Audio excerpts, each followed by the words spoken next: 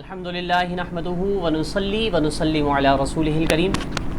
اللہم رب اشرح لی صدری ویسر لی امری واحلل عقدۃ من لسانی یفقہوا قولی اما بعد فاعوذ باللہ من الشیطان الرجیم بسم اللہ الرحمن الرحیم۔ الحمدللہ، جیسا کہ آپ تمامی ناظرین و سامعین جانتے ہیں کہ عید الاضحیٰ کا مہینہ شروع ہونے والا ہے اور اس مہینے میں قربانی کی جاتی ہے۔ تو قربانی ایک ضروری امر ہے اور صاحب استطاعت پر یہ قربانی واجب ہوتی ہے۔ تو اس حوالے سے آپ احباب کی خدمت میں کچھ سوالات اور ان کے جوابات لے کر حاضر ہوئے ہیں۔ تو مختصر انداز میں مختلف ویڈیو کلپ کے ذریعے آپ احباب کی خدمت میں ہم چیدہ سوالات اور اس کے جوابات پیش کریں گے۔ تو آپ تمام احباب ان تمام ہی ویڈیوز کو ضرور بضرور دیکھیں بھی، ممکن ہو تو دوسروں کے ساتھ شیئر کریں ثواب حاصل کرنے کی نیت سے۔ تو انشاءاللہ آئیے چلیں ہم اس سلسلے کا پہلے سوال کا آغاز کرتے ہیں۔ تو میں سائل سے مخاطب ہوں کہ وہ اپنے سوال کا آغاز کریں۔ مفتی صاحب کے بارگاہ میں سوال یہ ہے کہ قربانی کسے کہتے ہیں؟ جی دیکھیں، علماء فرماتے ہیں کہ مخصوص جانور کو مخصوص وقت میں اللہ تبارک و تعالیٰ کی بارگاہ میں قرب حاصل کرنے کی نیت کے ساتھ جانور ذبح کیا جاتا ہے۔ تو اس جانور کے ذبح کرنے کو شریعت اسلام میں اور شریعت کی اصطلاح میں قربانی کہا جاتا ہے۔ اور یہ قربانی جو ہے یہ بسا اوقات صاحب استطاعت بندے پر واجب ہوتی ہے۔ کبھی ایسا ہوتا ہے کہ صاحب ایمان پر یہ قربانی واجب، کبھی فرض، کبھی مستحب اور کبھی نفل ہوا کرتی ہے۔ مفتی صاحب کی بارگاہ میں عرض یہ ہے کہ قربانی کی ابتدا کب سے ہوئی، اس کا آغاز کب سے ہوا، اور قربانی کس نبی کی طرف منسوب ہے، یعنی سب سے پہلے کون سے نبی تھے جنہوں نے قربانی کا فریضہ انجام دیا؟ جی، سوال جو آپ نے کیا ہے تو کہ قربانی کی ابتدا کب سے ہوئی، تو اس کا ویسے تو بہت طویل واقعہ ہے۔ مختصر میں آپ کی خدمت میں عرض کروں کہ حضرت ابراہیم علیہ السلام نے خواب دیکھا تھا کہ کہنے والا کہہ رہا ہے کہ اے ابراہیم، اللہ تبارک و تعالیٰ کی رضا کی خاطر اپنے بیٹوں کو قربان کرو۔ حضرت ابراہیم علیہ السلام نے جب یہ خواب دیکھا تو آپ نے اللہ کی رضا کی خاطر اللہ تبارک و تعالیٰ کے حکم کی بجا آوری کرتے ہوئے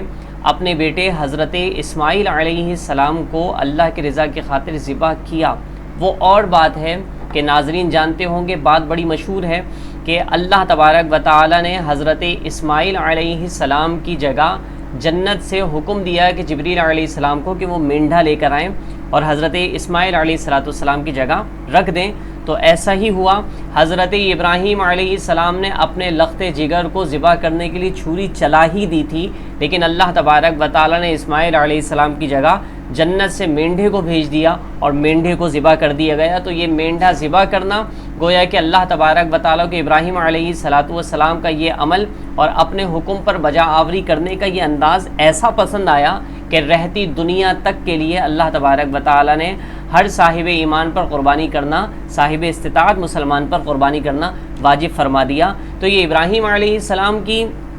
حقیقت میں سنت ہے، اور پھر بالخصوص ہمارے پیارے آقا صلی اللہ علیہ وسلم اور حضور علیہ السلام کے پیارے اصحاب علیہم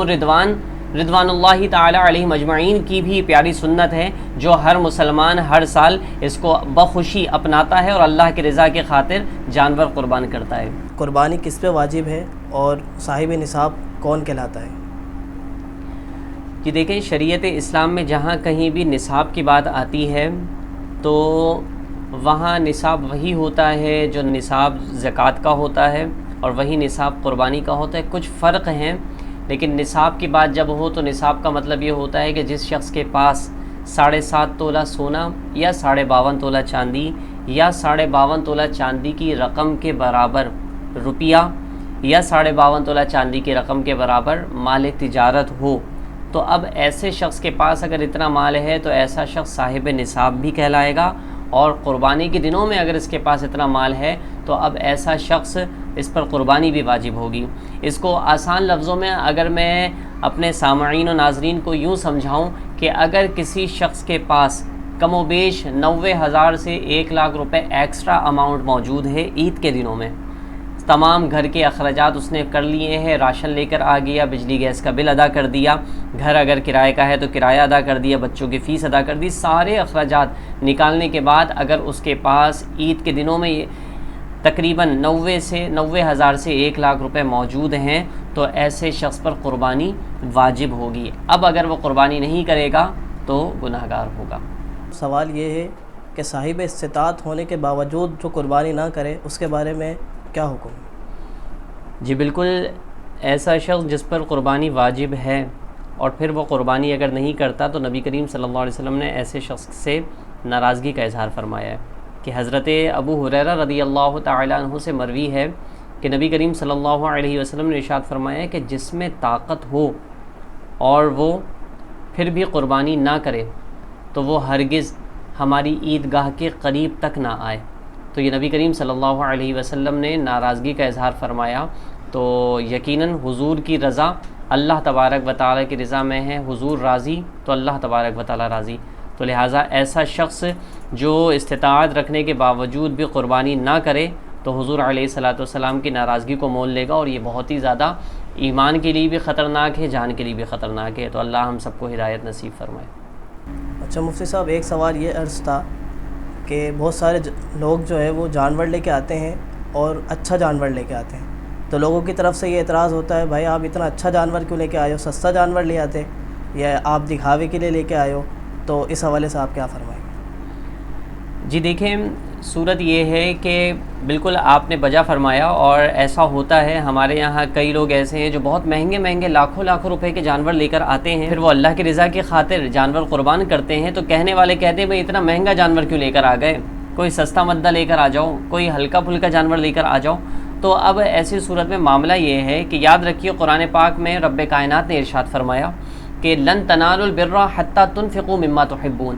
رب کائنات نے فرمایا کہ تمہاری نیکی رب کی بارگاہ میں ہرگز اس وقت تک قابل قبول نہیں ہوگی جب تک کہ تم اپنی سب سے محبوب شے رب کی بارگاہ میں قربان نہ کرو، پیش نہ کرو۔ تو اب دیکھنے والے سامعین بھی اس بات کو اچھی طرح سمجھتے ہیں کہ ایک جانور ہے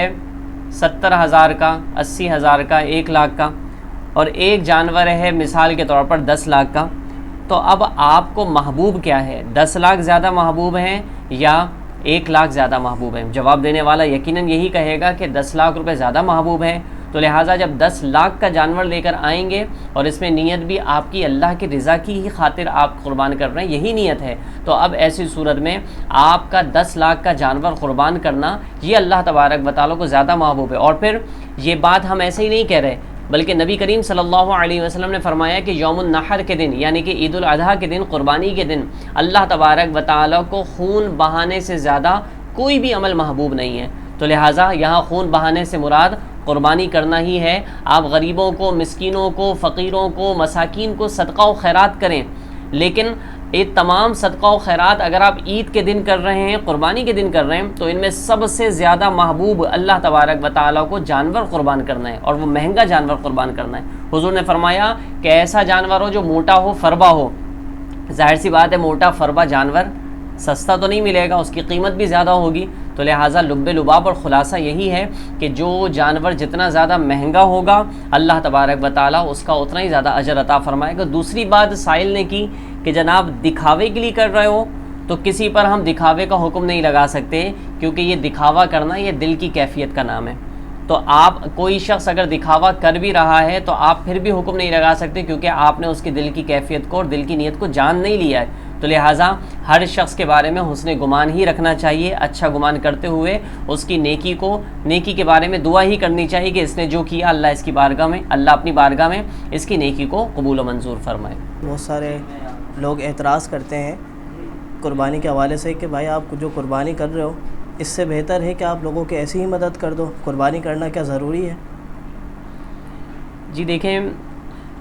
اصل میں ہم لوگوں کے نظریات کے مطابق نہیں چلیں گے، بلکہ شریعت اسلام نے جو ہمیں نظریہ عطا فرمایا ہمیں اس کو فالو کرنا ہے، جو شریعت اسلام نے ہمیں حکم دیا ہے اس کو فالو کرنا ہے۔ لوگ اگر جو کہتے ہیں تو ہم یہ دیکھیں گے کہ لوگوں کی بات اگر شریعت اسلام کے مطابق ہے تو ٹھیک، اگر شریعت اسلام کے مطابق نہیں ہے تو ہم شریعت اسلام کے احکام پر عمل کریں گے۔ شریعت اسلام ہمیں یہ نظریہ پیش کرتی ہے کہ عید کے دن سب سے زیادہ اللہ تبارک و تعالیٰ کو جو پسند ہے وہ جانور قربان کرنا ہے، تو نہ عید کے دن غریبوں کی مدد کرنا پیسوں کے حوالے سے یہ محبوب ہے، نہ ہی مساکین کو کھانا کھلانا یہ محبوب ہے، بلکہ جانور قربان کرنا، خون بہا کر جانور قربان کرنا یہ اللہ تبارک و تعالیٰ کو زیادہ محبوب ہے۔ تو لہٰذا اسی طریقے سے میں آپ کی بات آگے بڑھاتے ہوئے، اگر بہت سارے لوگ کہتے ہیں کہ جناب آپ 10 لاکھ کا ایک جانور لے کر آ رہے ہیں تو 1-1 لاکھ کے 10 جانور لے کر آ جائیں، تو اس میں جو ہے نا زیادہ فائدہ ہوگا۔ تو حضور علیہ الصلاۃ والسلام کا فرمان ہے کہ وہ جانور اللہ کو زیادہ محبوب ہے جو زیادہ فربا ہو، زیادہ موٹا ہو، زیادہ تندرست و توانا ہو۔ تو اب 1 لاکھ کا جانور 10 لاکھ کے جانور کا مقابلہ نہیں کر سکتا، تو اس لیے 10 لاکھ کا جانور اگر آپ لے کر آتے ہیں تو وہ 1 لاکھ کا جانور لانے سے زیادہ بہتر ہے۔ تو جس کی جیسی استطاعت ہو، دل کی نیت پر توجہ دیتے ہوئے اخلاص کے ساتھ قربانی کرے تو اللہ تبارک و تعالیٰ قبول فرمائے گا۔